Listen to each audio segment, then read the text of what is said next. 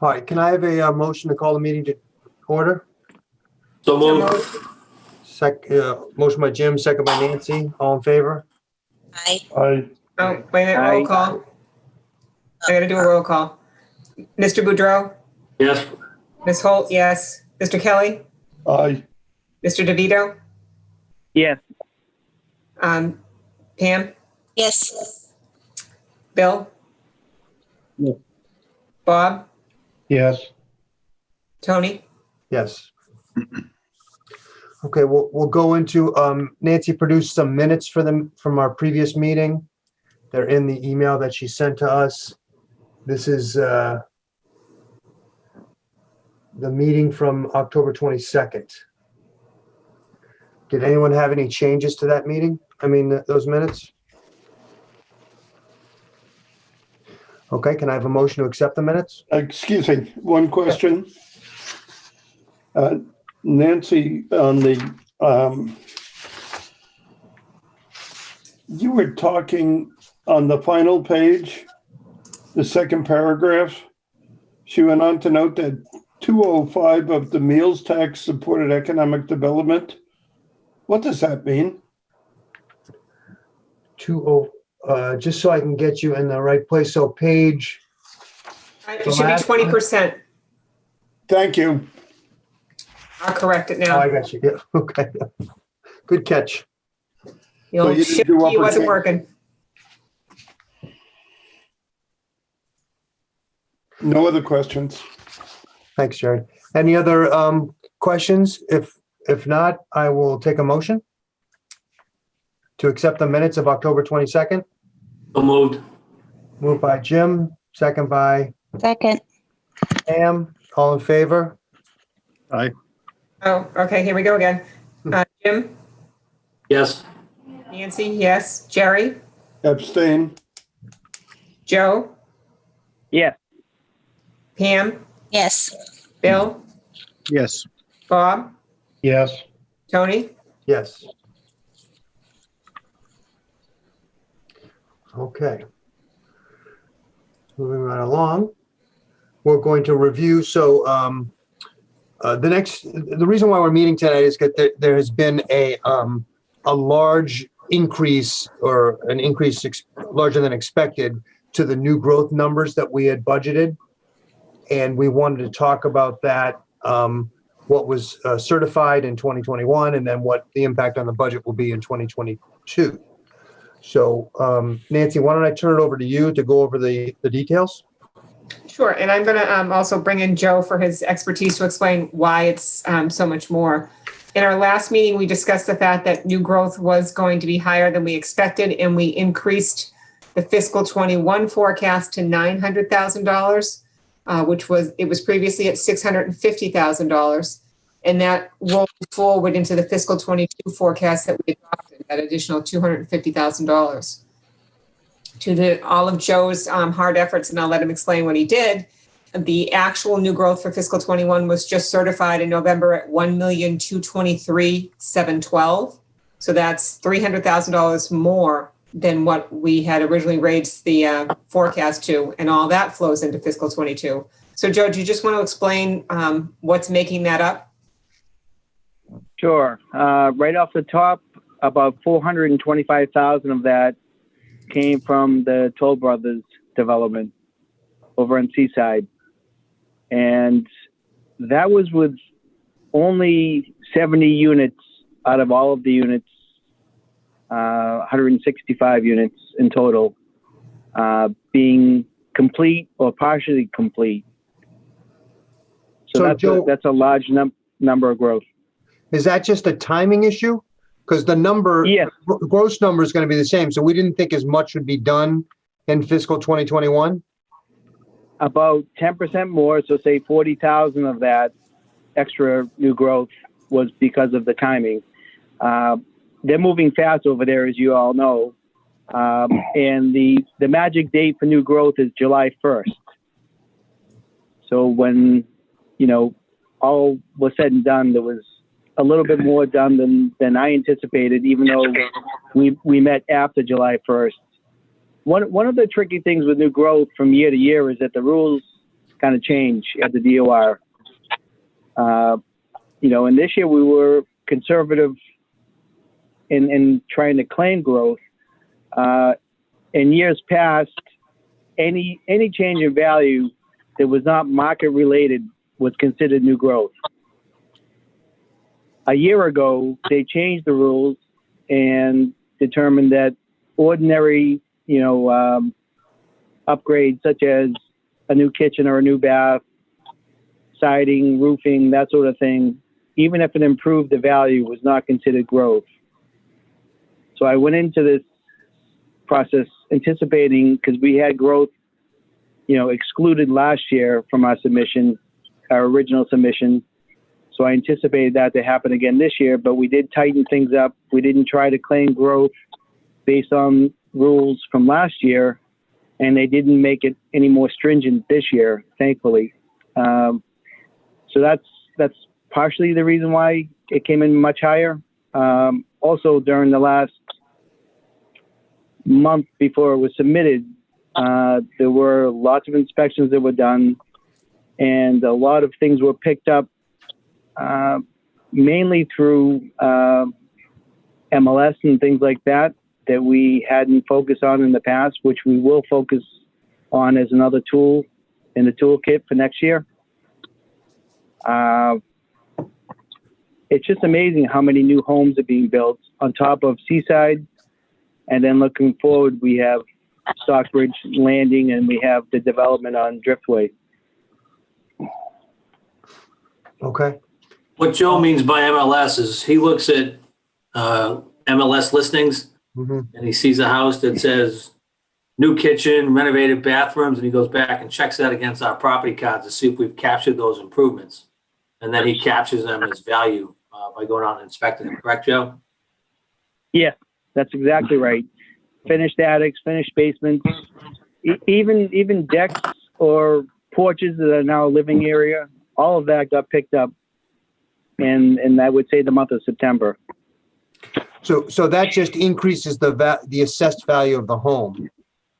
Of that home, and it was not market driven. Values on average went up about, say, 4.8% across town. That increase in value due to the market appreciation is not new growth. It's strictly because of new construction. Okay. Can I ask a question? Yes. I'm sorry. It's Mike Hayes, and I'm sorry. I could not get on in my Chromebook. But does the new growth figure take into account potential abatements No, or the average number of abatements that are granted? no, that's No. funded by the overlay. And we did increase that in the forecast. Okay.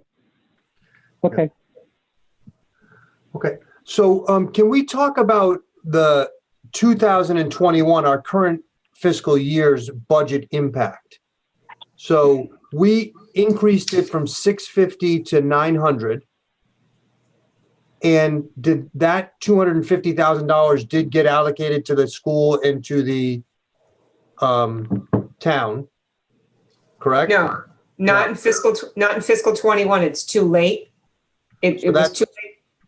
It's too late in fiscal 21 because we already had a town meeting warrant. So what we did was we allocated it to the capital. That's Okay. what we talked about at the last meeting. Yeah. So the number that the budget numbers were based on was the 650. Correct. Okay. So there is another $600,000 of free cash, right? No, it's going to end up in stabilization. Right. So, right, because it's going to be excess levy. Correct. Okay. Which kind of goes to my point last night with the 450 coming out for the school. It's being replenished. Okay, so there's really nothing to do for fiscal year 2021. We're just going to see more money going to stabilization than we expected. Correct. Tony, just for clarification to make sure I'm understanding, so the additional approximately $600,000 in new growth is not what's going against is not what the 450,000 is going against. The 450 is, if it comes back to us, going into stabilization coming from state aid from Chapter 70, isn't it? It'll come from both. So it could be over $1 million. It could be. Well, hold on, I don't quite understand that. So you mean if the state budget doesn't get reduced either? Correct. Right, yeah, so there could be a lot more money going into stabilization depending on, those are two different apples and oranges. So new growth is going to increase stabilization by $600,000. And state aid could increase it a large number as well. So I know that Nancy or Jim had said that the additional new growth was going into free cash or stabilization for use for capital. So, but that 66 2/3% that would normally come to the schools won't come to the schools directly unless it's in capital projects. That's not quite right. Okay. We used part of the new growth that we added at the last meeting to fund the cash portion of the capital plan that was on Monday night's special town meeting. So there were two items there. It was about $200,000, and we talked about that in the last meeting because it was okay. If the town took a share of that. What did the schools get? And then we talked about how the excess state aid, if we get it, will close out to stabilization. So there was kind of a wash there, the 450 for the kindergarten, the 200 for the capital plan. That's what that was about. If now that we've got certified new growth, that additional amount will go into stabilization. Any balance of state aid over what we forecast will go into stabilization. We don't normally use stabilization for capital, but neither will we have to then go back around and take free cash to replenish the stabilization fund for the kindergarten draw. Because normally when we take money out of stabilization, we go back with the next time we have free cash and put it back in. We won't have to do that because it's going to automatically replenish itself with that excess levy capacity article. So Nancy, was the $200,000 in capital projects taken from stabilization? No, the 200,000 capital projects was raised and appropriate. It was from the tax levy. From free cash? No, from raise and appropriate from the tax levy, not from free cash. So it's just in the capital budget?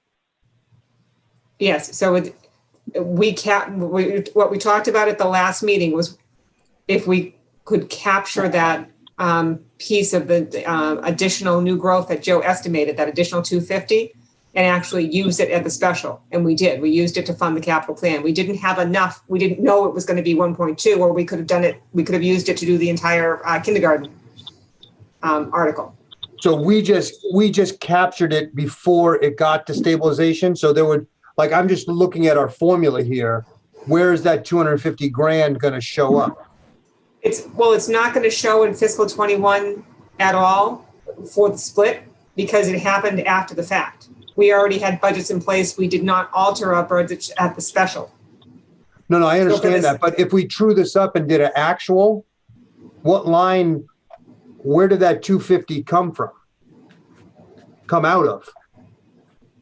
If you were going to do that, then I would add, sorry, I'm pointing to things on my screen, which you can't see. I would add a line for capital like we have normally in the shared costs.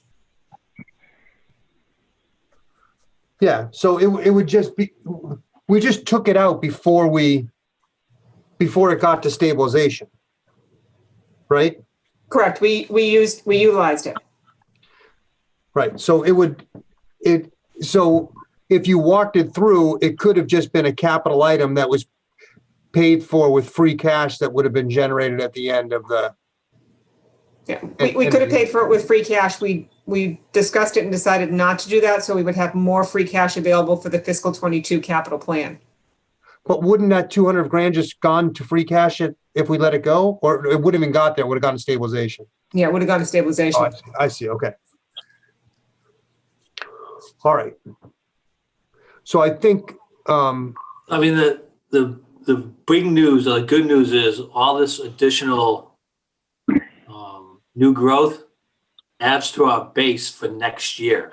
right, So our base for next year is going to be substantially higher than we thought it was starting out. So that $600,000, we have an additional $6,000 in revenue next year going forward. If that makes sense. yeah, it definitely makes sense, but the school's concern is, did they get their 2/3 of what was generated in 2021? And we talked about that at the last meeting, and what we decided was that the kindergarten piece was their 2/3. Yes. Um, So But- I don't want the school to think that this is you would have gotten it to pay for it. So taking it out of stabilization was not a burden on the town, as it turned out. happily so. Agreed. So this all flows positively into fiscal '22.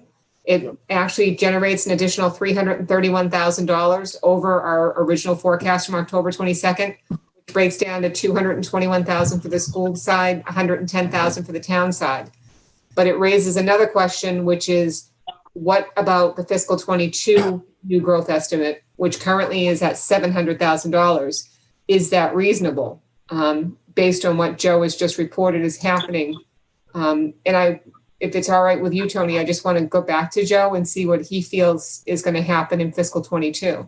Yeah, I just want to make sure everyone's on. So right now we're looking at Nancy's document titled Financial Forecast 11-12-20 NH, whatever that NH stands for. Hey, that's me. Oh, I was Nancy Holt. thinking New Hampshire. Nancy Holt, yeah. So she's highlighted them in yellow.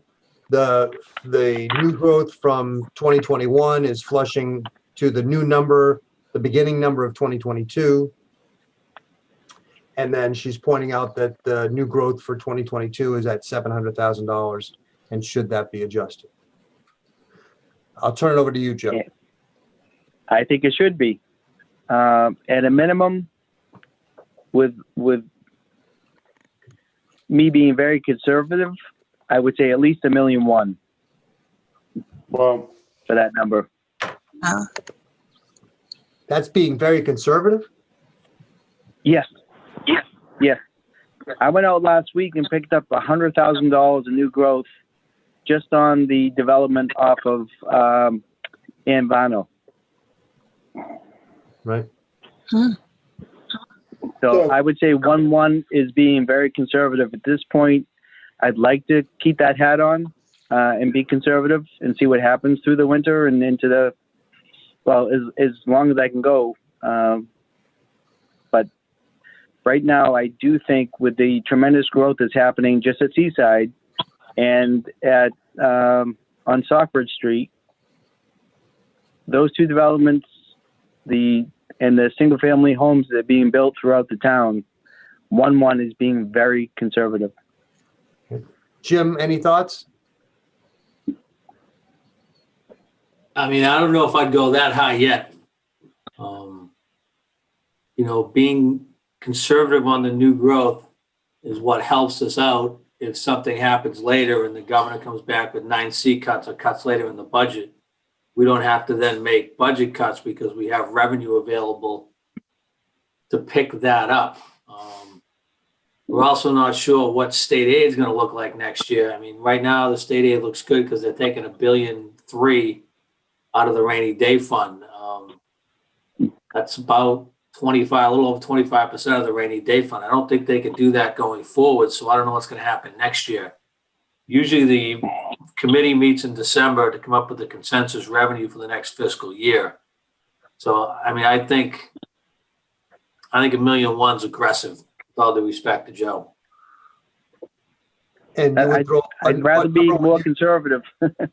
What number would you throw out, Jim? $1 million? No, I'd be in a 950 range. Okay. I think, Tony, one of the things we need to talk about is I think we're going to have to meet a little more often this year because things are so uncertain about what's happening that we're going to have to kind of constantly look at these numbers and see what's going on, as opposed to in the past when we just kind of met once, maybe twice, set the numbers, and we were out the door. Right. Okay. Hey, Jim, Jerry? Jim, Yeah. you know, it seems to me this is like a rat going through the body of the snake. The new growth reflects itself in the top line number in subsequent years, right? Yeah. Okay, thank you. Yeah, Becomes part of our base, Jerry, that we start with in the next fiscal Sure. year. Sure. It rolls to the beginning balance, yeah. Yeah. Any comments from anybody else? Pam? Bill? Mike? Well, I agree that the conservative approach is the best, especially since, as a town, we don't want to be in a position to look at budget cuts next year, if at all possible. I mean, it's one thing to do budget cuts and reductions in April. It's a whole different ballgame if you got to do them in November.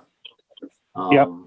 Which is why I like to have those real conservative numbers. So if something happens to the state and they say we're going to do 9C cuts, we don't have to reduce our budgets because we can say to the state, we have some room in our revenue numbers to make up those shortfalls.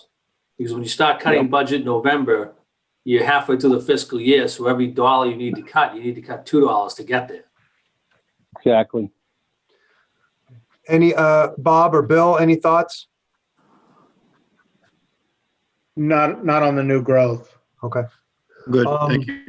So I Everybody guess, looks so dour. This is actually good news. We haven't had a lot of it lately.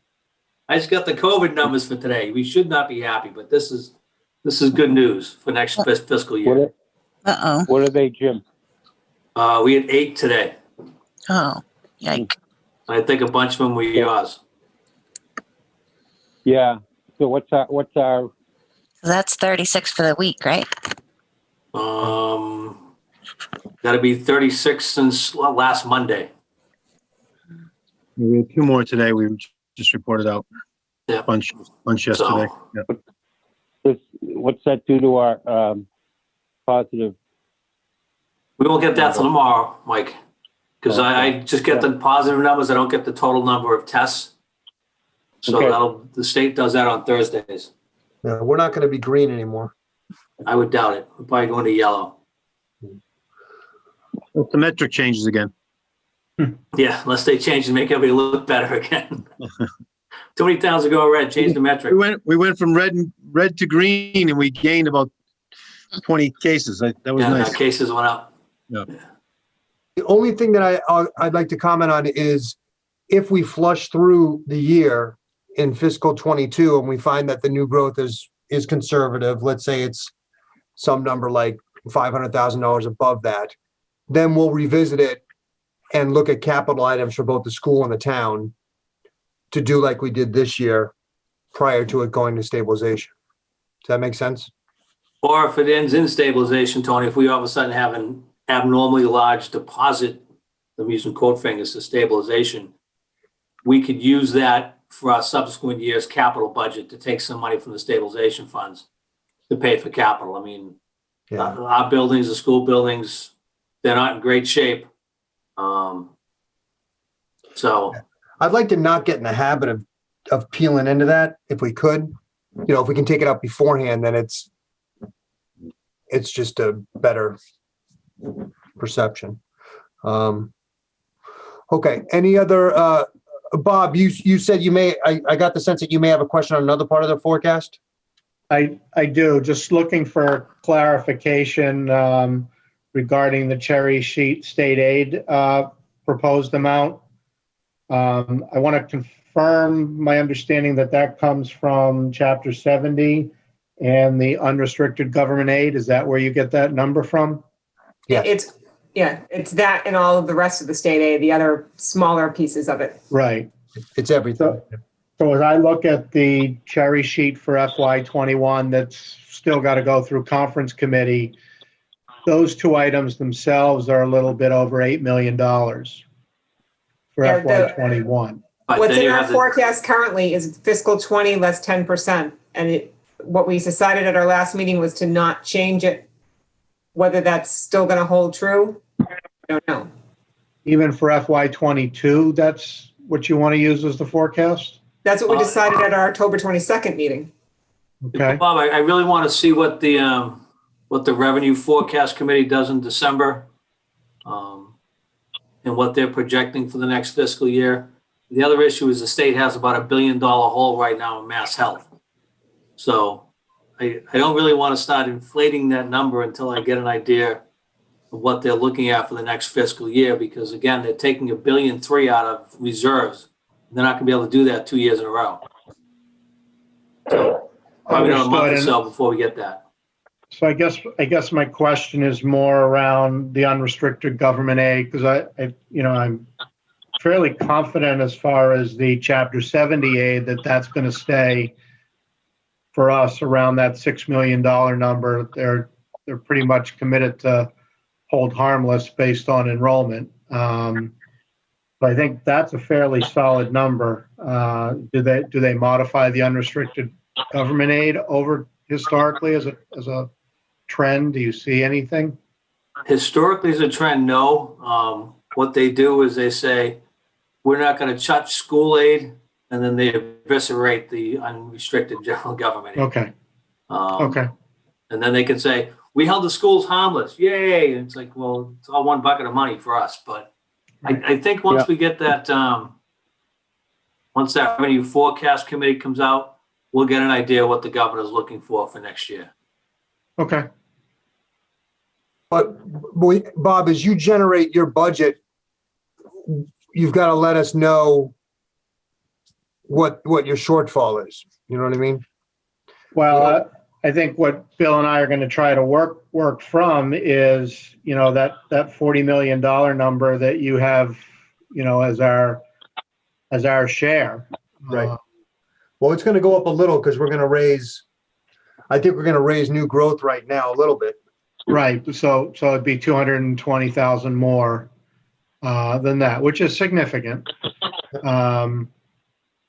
But probably, I probably not. It doesn't.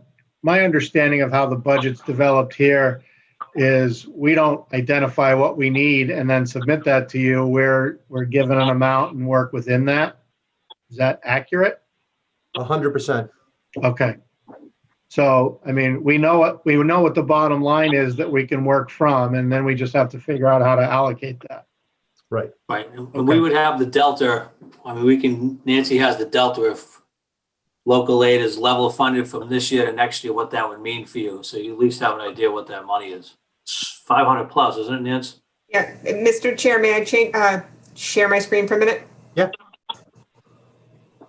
No cats. You just wish. So the first column is our October 22nd forecast. The second column is the impact of the $1.2 million for fiscal 21 new growth certification. The third column of numbers is the change with the 900,000 revision to the fiscal 22 new growth.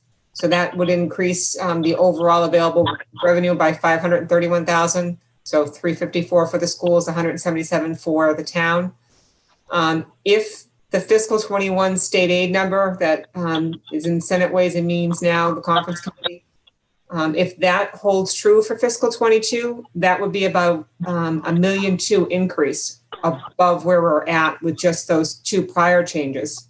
And overall, that's a material and significant change. So I think that's just something we need to be cognizant of. And as Jim already stated, we need to meet more often as we get more information about what's going to go on the state level, because that's huge.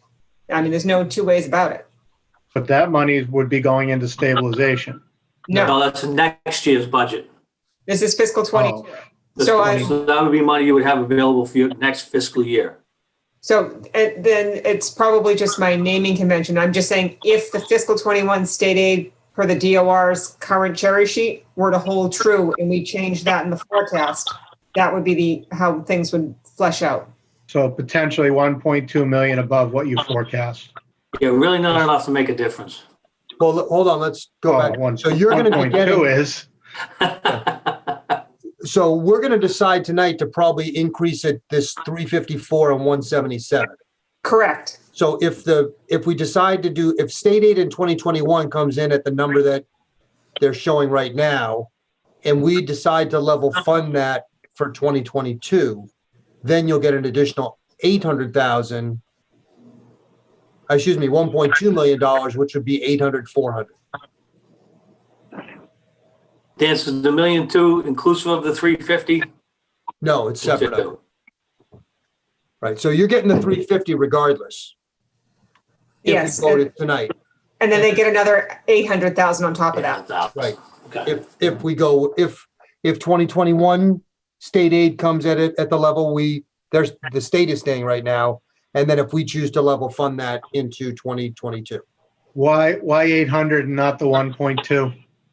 It's just a You get- split. You get 800 and we get 400. But I thought the total was 1.7.